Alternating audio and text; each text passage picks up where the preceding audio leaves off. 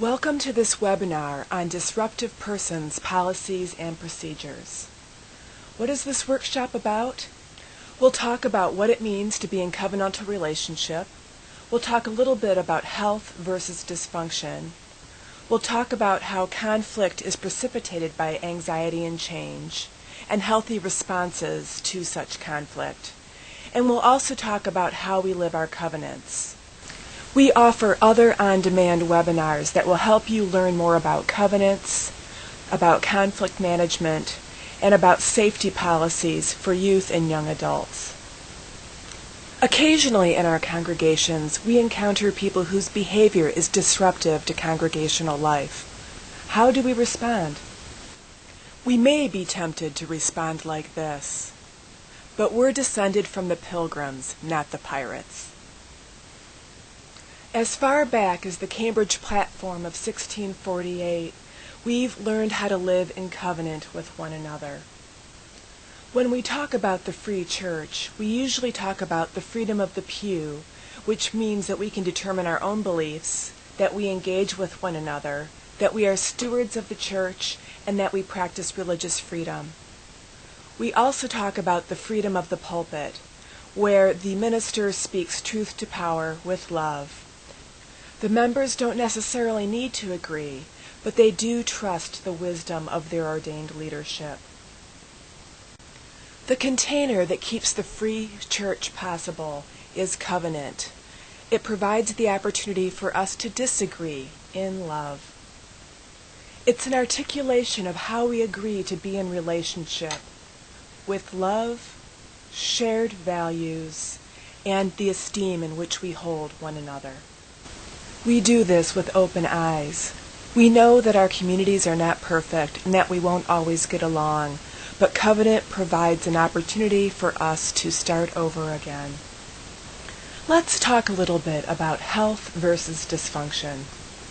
Sometimes our communities mistake love for enabling, and we allow people to behave badly over and over and over again. Sometimes people who are held in high esteem use their position to intimidate others. Betrayals and hurts cause us to lose trust. When we don't spend the time and the energy to discern our shared values, people can often break into fighting factions. Sometimes people are poorly differentiated.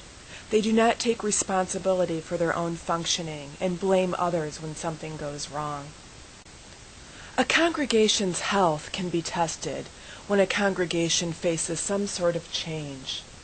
This is because change creates anxiety, and anxiety often precipitates conflict.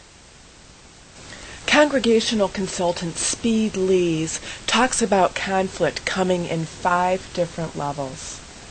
At level 1, people focus on the problem and work together to find possible solutions.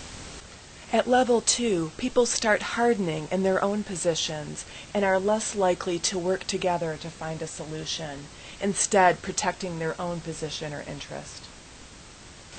At level 3, common purpose and relationship are set aside and winning becomes the goal, sometimes winning at all costs. At level 4, winning is no longer enough. They want the other side to just disappear. And at level 5, getting them to leave is not enough. They go after the person, trying to inflict some sort of permanent damage, either through legal action, rumor, innuendo, or some sort of other hurt. The kind of behaviors that we see at level 3, 4, and 5 are disruptive behaviors and are the scope of this webinar. In order for your congregation to develop an immunity to dysfunctional behavior, 3 elements provide a solid, faithful foundation for congregational health. The first is to provide your leaders with training, such as Healthy Congregations training, that is offered by your district and region. This in-depth training will give your leaders the tools to become self-differentiated, to avoid enabling, and to keep them from reinforcing dysfunction. The second is to have a congregational covenant sometimes called a covenant of right relations, to clearly articulate how you agree to be in faithful relationship as a congregation. The third foundation is to be as clear as possible about your church's mission. For what purpose do you want to be effective in the world as a congregation? What is the common good for which we are willing to put aside our own pet projects or individual agendas? In order to address dysfunction faithfully, it's important that we look at problem behaviors and to not label people as being problems in and of themselves. What kind of behaviors are problem behaviors? They are behaviors that disrupt the fabric of community.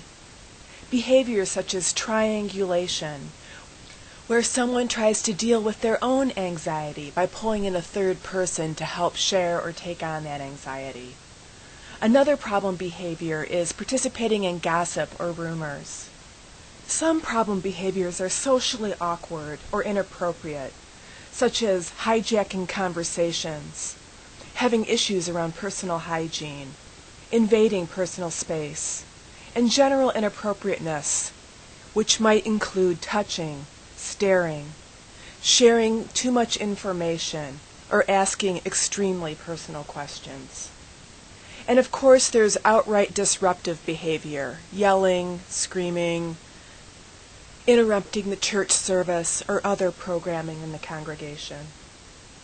And then there are extreme behaviors, such as bullying, threatening, or even physical violence. As a leader facing these kinds of challenges, you want to be faithful by respecting the inherent worth and dignity of the person.